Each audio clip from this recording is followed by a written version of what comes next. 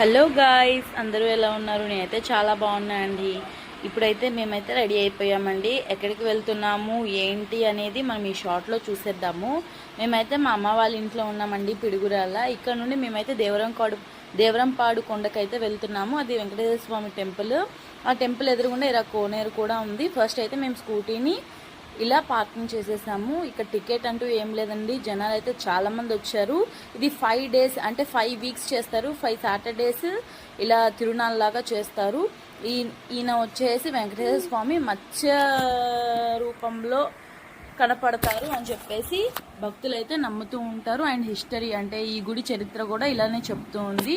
మేమైతే ఇలా వచ్చేసామండి. టెంపుల్ అయితే చాలా బాగుంటుంది, కొండల మధ్యలో ఉంటుంది. మార్నింగ్ పూట ఎక్కువ అయితే బాగుంటుంది. మేము ఏం చేసామంటే మార్నింగ్ కుదరలేదు అని ఈవినింగ్ కూల్గా ఉంటుందని ఈవినింగ్ పూట అయితే వచ్చేసాము. మేము టెంపుల్ చూసేసుకొని ఇంటికైతే వచ్చేసామండి. Bye guys.